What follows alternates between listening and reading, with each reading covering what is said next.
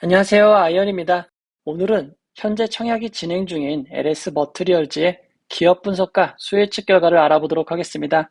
공모가는 6,000원, 배터리 시대를 끝낼 수 있는 울트라 커패시터라고 제목을 정했는데요. 왜 이렇게 이야기하는지 빠르게 알아보도록 하겠습니다.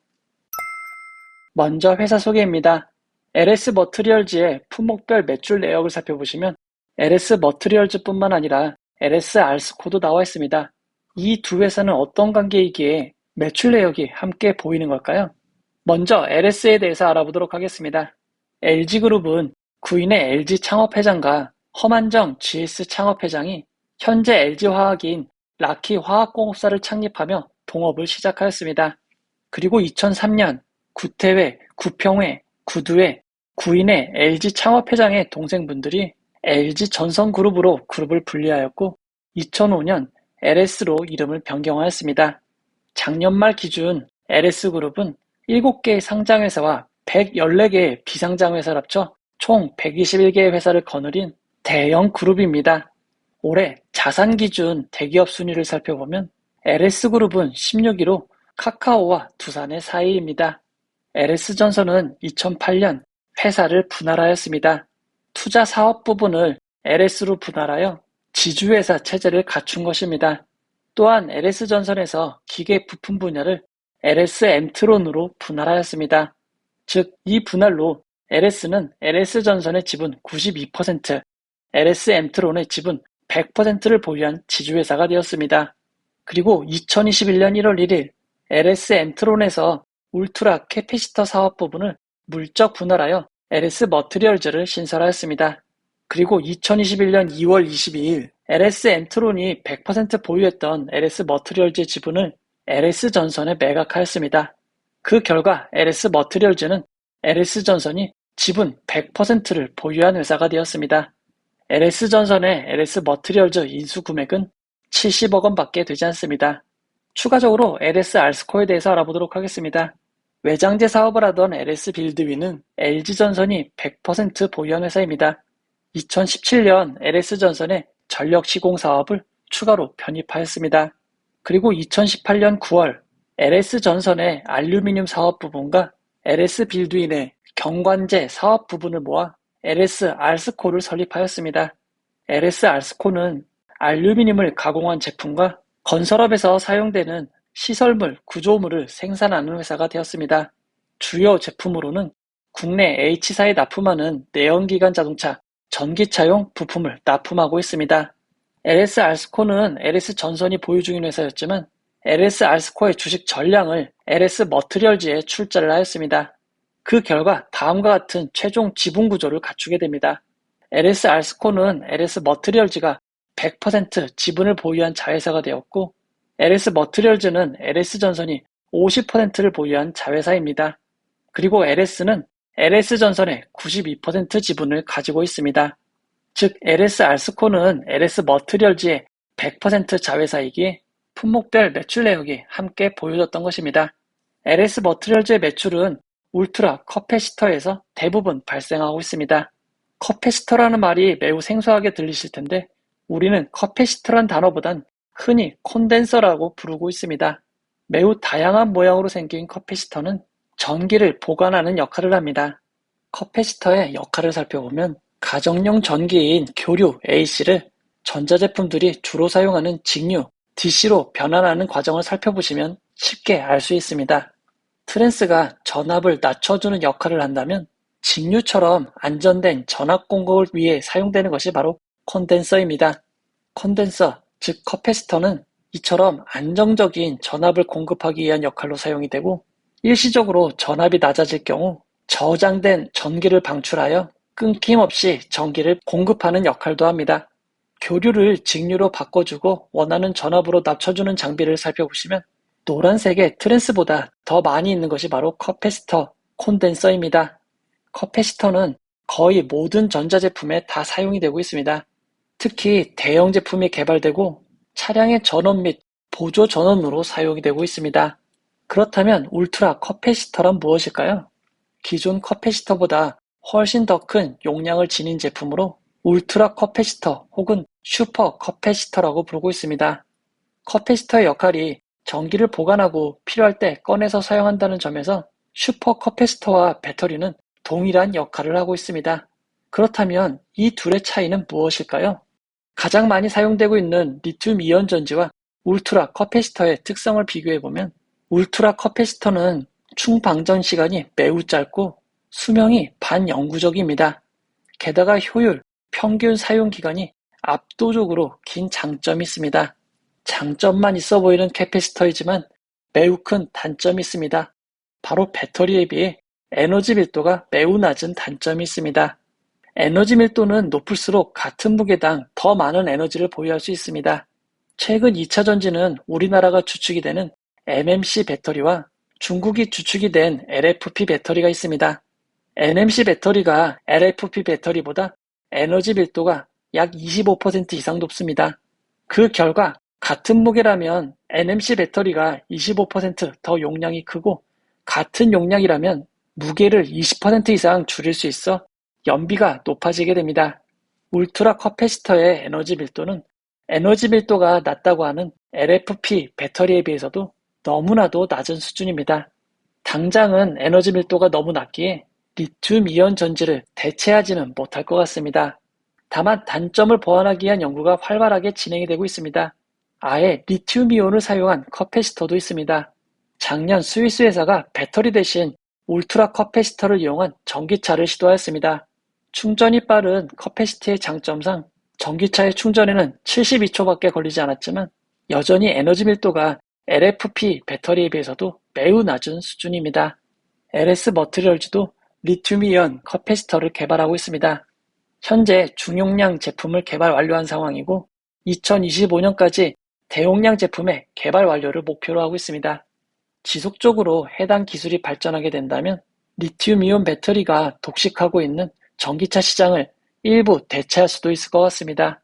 현재 LS 머티리얼즈의 주된 시장은 풍력과 관련된 시장이고 중국과 미국 시장이 주 타겟입니다.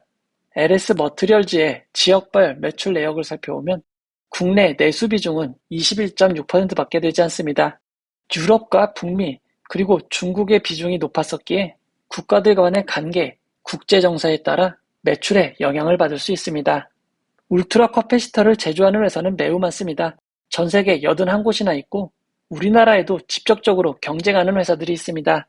우리나라 회사들 간의 매출액 점유율을 살펴보면 LS 머티리얼즈는 비나텍 다음가는 점유율 2위 회사입니다.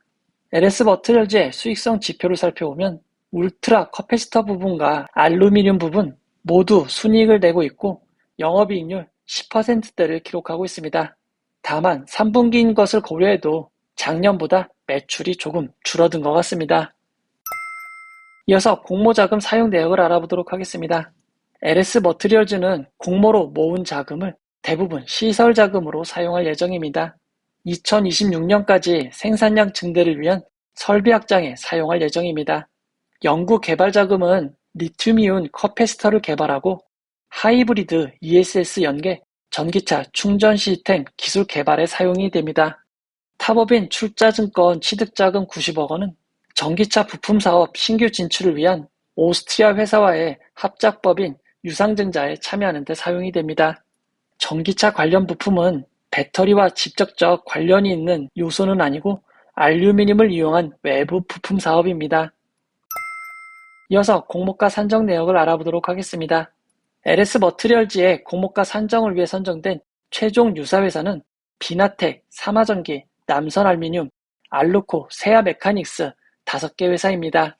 원래 LS 머티리얼즈의 울트라 커패시터 사업부 매출이 LS 알스코 매출보다 훨씬 높았지만 최근 알루미늄 사업부의 매출이 늘어나면서 울트라 커패시터 매출보다 훨씬 커졌습니다.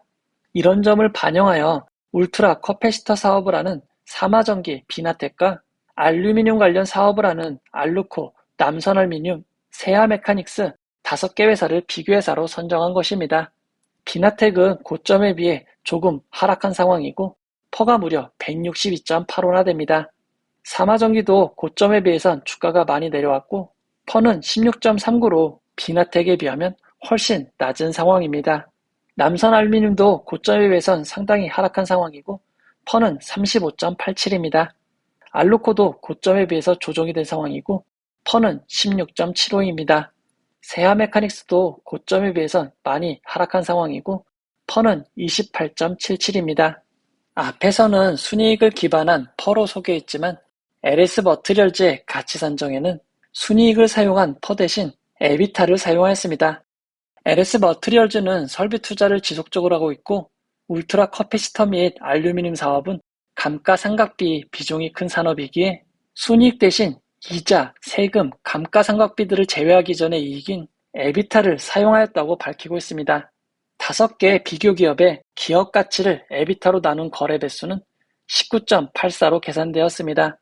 19.84에 2022년 3분기부터 2023년 2분기까지의 에비타를 곱하고 순 차입금을 빼서 적정 시가총액 4,345억 원을 구하였습니다. 이를 주식수로 나눠 주당 평가가액은 6,423원이 되었습니다. 여기에 14.36%의 할인율을 적용하여 공모 희망가의 밴드 상단 5,500원이 구해지게 된 것입니다. LS 머티리얼즈의 확정된 공모가 6,000원은 올해 3분기까지의 순이익을 연환산 기준으로 계산하면 펀은 32.5가 됩니다. 순수익에 비하면 매우 높은 퍼라고 할 수 있습니다. 중간 정리를 해보도록 하겠습니다. LS그룹은 2003년 LG그룹에서 LG전선그룹으로 분리하였습니다. 그리고 2005년 LS로 개명하였고 2008년 LS 지주회사 체제를 출범하였습니다. LS 엠트론의 울트라 커패시터 사업을 분사하여 LS 머티리얼즈를 설립하였고 LS전선이 인수하고 LS 알르코의 지분을 출자하여 LS전선, LS 머티리얼즈, LS 알루코의 구조가 완성되게 됩니다. LS 머티리얼즈는 울트라 커패시터 사업을 하고 있고 LS 알루코는 알루미늄과 경관제 관련 사업을 진행하고 있습니다. 현재 매출은 LS 알루코가 훨씬 많습니다. 커패시터는 흔히 콘덴서라고 불리우며 배터리처럼 전기를 저장, 방출하는 역할을 하지만 특성이 매우 다릅니다. 울트라 커패시터는 용량이 큰 커패시터를 의미합니다. 커패시터는 충전, 방전이 매우 빠르고 수명이 매우 긴 대신에 에너지를 저장할 수 있는 에너지 밀도가 매우 낮습니다. 기존 커패시터의 단점을 보완하기 위해 리튬이온을 사용한 리튬이온 커패시터가 개발되었고 LS 머티리얼즈도 대용량 제품을 개발 진행하고 있습니다. 이어서 일정을 알아보도록 하겠습니다. LS 머티리얼즈는 12월 1일 청약을 시작하여 12월 4일 월요일 청약이 마무리됩니다. 청약일 사이에는 주말이 있긴 하지만 청약은 금요일과 월요일만 가능합니다. 청약 시간은 10시부터 오후 4시까지 진행이 됩니다. LS 머티리얼즈의 청약이 마무리되는 12월 4일 월요일 블루엠텍의 청약이 시작이 됩니다. 두 청약이 겹치기에 LS 머티리얼즈의 청약에 사용한 청약 증거금은 블루엠텍의 청약에 사용하실 수 없습니다. 환불은 2일 뒤인 12월 6일 수요일입니다. 환불일이 2일로 짧은 점은 장점입니다. 현재까지 LS 머티리얼즈의 상장 일정은 12월 12일 화요일이고 블루엠텍의 상장 일정은 12월 13일 수요일입니다. 현재로서는 두 종목 모두 단독 상장으로 진행이 됩니다. 이어서 기관 투자자 수혜측 결과를 알아보도록 하겠습니다. LS 머티리얼즈의 확정된 공모가는 공모 희망가액 밴드 상단 5,500원을 9.09% 초과한 6,000원으로 결정이 되었습니다. 이번 수혜측에 참여한 기관 투자자는 모두 2025곳이고 경쟁률은 396.84대 1을 기록하였습니다. 많은 기관 수에 비해 경쟁률이 낮아 보이지만 이는 허수성 청약 방지가 적용되었기 때문입니다. LS 머티리얼즈는 10월 23일 증권신고서를 등록하였기에 그 대상이 되었습니다. 따라서 단순 경쟁률만 비교할 수 없습니다. 2023년 6월 말 이후 수혜측에 참여한 기관수부터 비교해보면 LS 머티리얼즈의 수혜측에 참여한 기관수는 해당 기간 평균인 1600곳보다 훨씬 많은 기관수이고 퀄리타스 반도체 다음인 두 번째로 많은 기관수입니다. 기관 투자자들의 수혜측 분포를 알아보도록 하겠습니다. 기관 투자자들의 수혜측은 밴드 상단 초과에 제일 많이 몰렸습니다. 수혜측 분포를 건수 기준 그래프로 살펴보면 상단 초과의 거의 대부분이 98.2%, 상단에 나머지 1.8%가 몰렸고 중간, 하단 미만의 분포는 없었습니다. 추가로 밝힌 수혜측 분포에 따르면 공모가로 정해진 6,000원 이상 수혜측이 무려 94.47%나 된다고 합니다. 공모가가 상향된 것은 아쉽지만 분포에 비하면 적당한 것으로 보입니다. 이어서 수혜 측에서 가장 중요한 의무보유 확약을 살펴보도록 하겠습니다. 기관 투자자들의 의무보유 확약 신청은 건수 기준 14.67%, 수량 기준 12.02%입니다. 신청한 의무보유 확약을 기간별로 살펴보면 6개월이 2.22%, 3개월이 4.1%, 1개월이 4.08%, 15일이 1.63%입니다. 장기인 3개월, 6개월 비중이 단기보다 압도적으로 높다고 말할 순 없을 것 같습니다. LS 머티리얼즈의 의무보유 확약 신청을 2023년 진행된 수혜 측 의무보유 확약 신청과 비교해보면 해당 기간 평균인 9.65%보다 높고 뷰티스킨 KNS보다도 높은 의무보유 확약입니다. 꿈비 식휴센보다 조금 낮은 의무보유 확약을 기록하였습니다. LS 머티리얼즈의 수혜 측 결과를 경쟁률과 의무보유 확약의 좌표로 나타내면 LS 머티리얼즈는 경쟁률은 낮지만 의무보유 확약은 평균보다 조금 높은 수준입니다. 좀 더 자세한 비교를 위해 허수성 수혜측 방지 이후 수혜측 중 비슷한 규모인 에이징랜드 에콰이와 비교해보면 수혜측 결과가 매우 좋았던 에이징랜드보다는 안 좋지만 에콰이에 비하면 매우 좋은 결과임을 알 수 있습니다. LS 머티리얼즈의 기관 투자자 수혜측 결과는 좋은 편이라고 할 수 있습니다. 이어서 청약정보와 청약증권사를 알아보도록 하겠습니다. LS 머티리얼즈는 우리사주조합에 2.8%, 25억 원의 주식을 배정하였습니다. LS 머티리얼즈의 직원수는 72명에서 76명 수준이고 우리사주조합 1인당 배정 규모는 약 3,233만 원입니다. 작은 규모는 아닙니다. 이번 공모에서 일반 청약자에게 배정된 주식은 25%이고 금액으로는 219억 원입니다. 최근의 작은 청약들과 비교하면 규모가 큰 편입니다. 이번 청약은 5개의 증권사로 진행이 됩니다. 키움증권과 KB증권에 41.2%의 주식이 배정되었고 이베스트증권은 7.5%, 하이투자와 NH투자증권에는 5%의 주식만 배정되었습니다. 먼저 키움증권은 청약기간 중 비대면 계좌를 개설하시면 청약이 가능합니다. 청약 수수료도 없습니다. 키움증권은 일반 청약자의 경우 10만 주를 청약할 수 있고 10만 주의 청약 증거금은 3억 원입니다. KB증권도 청약기간 중 비대면 계좌 개설하시면 청약이 가능합니다. 청약 수수료는 1,500원입니다. KB증권은 일반 100% 등급의 경우 5만 주를 청약할 수 있습니다. 5만 주의 청약 증거금은 1억 5천만 원입니다. 이베스트증권은 청약일 전일인 11월 30일까지 개설된 계좌만 청약이 가능합니다. 청약 수수료는 2,000원입니다. 이베스트 투자증권은 청약 등급이 없이 모두 27,000주까지 청약이 가능합니다. 27,000주의 청약 증거금은 8,100만 원입니다. 하이투자증권도 청약일 전일인 11월 30일까지 개설된 계좌만 청약이 가능합니다. 청약 수수료는 2,000원입니다. 하이투자증권도 청약 등급 없이 모두 18,000주까지 청약할 수 있습니다. 18,000주의 청약 증거금은 5,400만 원입니다. 마지막으로 NH투자증권입니다. NH투자증권은 청약기간 중 비대면 계좌 개설하시면 청약이 가능합니다. 청약 수수료는 2,000원입니다. 일반 100% 등급의 경우 최대 6,000주를 청약할 수 있습니다. 6,000주의 청약 증거금은 1,800만 원입니다. 이어서 최소 단위 청약과 증거금을 알아보도록 하겠습니다. 증권사마다 차이가 있습니다. KB증권, 이베스트증권의 최소 단위 청약은 10주이고 청약 증거금은 3만 원입니다. 하이투자증권, NH투자증권, 키움증권의 최소 단위 청약은 20주이고 20주의 청약 증거금은 6만 원입니다. 이번 청약의 균등 배정 주의수는 182만 8,125주입니다.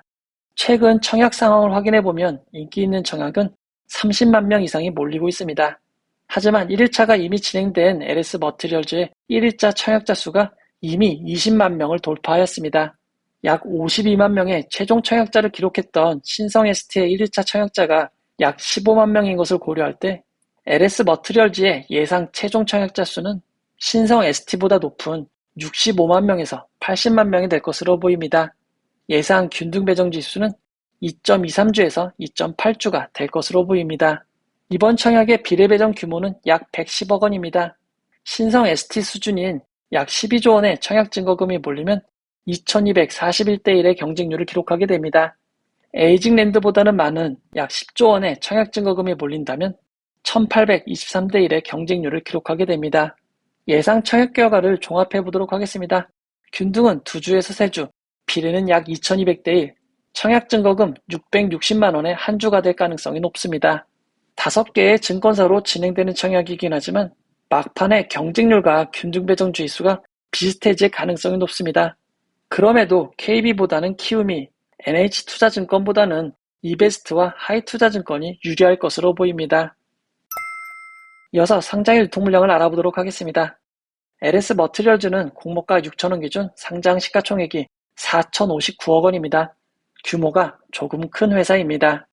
LS 머티리얼즈의 수요 측에 참여한 기관 투자자들은 12.02%의 의무 보유 확약을 신청하였고 평균 정도 수준인 약 253%가 배정이 되었습니다. 공개된 의무 보유 확약 최종 배정 비율은 30.39%입니다. LS 머티리얼즈의 최종 유통 가능 비율은 29.17%이고 시가총액을 반영한 상장일 유통 가능 금액은 1,184억 원입니다. 상장일 주체별 최종 유통물량 비율을 살펴보면 기존 주주가 37.32%, 일반 청약자가 15.63%, 공모기관이 47.05%입니다. 상장의 기존 주주 비율이 약 3분의 1 정도 수준인 37.32%입니다. 비율이 높은 것은 아니지만 LS 머티리얼즈의 규모가 꽤 크기에 금액으로는 매우 부담스러운 524억 원이 되었습니다. LS 머티리얼즈의 상장일 매각 가능한 주주들을 살펴보면 기업은행, NH투자증권, 농협은행 외 소액주주들로 구성이 되어 있습니다. LS 머티리얼즈는 올해 6월 1일 현재 공모가로 정해진 6천원보다 매우 낮은 3,305원의 유상증자를 실시하였습니다.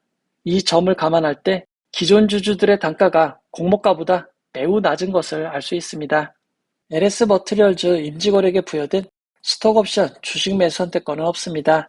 그리고 상장 이후 보통주로 전환될 수 있는 우선주, 전환사채, 신주인수권부 사채도 없습니다. LS 머티리얼즈의 상장일 유통물량을 2023년 상장 종목 최종 유통물량과 비교해보면 에코아이, ALT, 컨택보다도 많습니다. 그래도 대형 IPO였던 두산로보틱스, 에코프로 머티리얼즈에 비하면 상당히 적은 유통물량입니다. 2023년 6월 말 이후 상장 종목 유통물량과 비교해보면 LS 머티리얼즈의 상장 유통물량이 매우 많은 편임을 알 수 있습니다. 이어서 구주 매출에 대해서 알아보도록 하겠습니다. 이번 공모는 기존 주주가 주식을 매각하는 구주 매출 40%로 진행이 됩니다. 구주 매출을 진행하는 기존 주주들은 모두 재무적 투자자입니다. 구주 매출을 진행하는 재무적 투자자들은 일부 지분을 이번 공모를 통해 매각을 하고 잔여 주식은 6개월 이상 의무 보유를 실시하였습니다. 기존 주주의 구주 매출은 좋지 않게 여겨질 수 있지만 차라리 상장의 유통 물량을 크게 줄여주는 상황이기에 아주 나쁜 것은 아닌 것 같습니다. 이제 결론을 내려보도록 하겠습니다. LS 머티리얼즈는 LS그룹에 속해 있고 울트라 커패시터 관련 사업을 하고 있습니다. LS 머티리얼즈와 관련하여 장단점을 정리해보도록 하겠습니다. 단독 상장 예정이고 환불일이 2일인 점, 전기차 및 ESS 관련 집중을 위해 LS그룹이 설립한 회사인 점, 수혜측 결과가 좋은 편인 점, 최근 상장의 분위기가 매우 좋은 점이 장점입니다. 하지만 상장의 유통물량이 1,000억 원이 넘는 점, 상장에 매각 가능한 기존 주주들이 다수의 기관 투자자들인 점이 단점입니다. 상장에 매각 가능한 기존 주주가 많은 점은 언제나 큰 부담입니다. 이 점이 아직 아쉽긴 하지만 아직 공모주 분위기가 꺾이지 않았습니다. 얼마 전 동시상장으로 진행되었던 동인기업과 에코아이는 동시상장 유통물량이 LS 머티리얼즈보다 훨씬 더 컸습니다. 이런 점을 감안할 때 올해 몇 개 담지 않은 청약을 건너뛰기는 아쉬울 것 같습니다. LS 머티리얼즈는 공모가 6,000원이 기준 가격이 되고 상장일 상한가 400%는 24,000원, 하한가 60%는 3,600원입니다. 청약하시는 분들을 위해 최상의 결과 있기를 바라도록 하겠습니다. 이 영상은 후원회원 여러분들의 후원과 구독자 여러분들의 슈퍼땡스, 댓글을 통한 따뜻한 격려를 통해 제작되었습니다. 항상 고맙습니다. 이 영상은 투자 권유가 아니며 투자는 오롯이 투자자의 판단으로 이루어져야 합니다. 긴 영상 끝까지 봐주셔서 고맙습니다.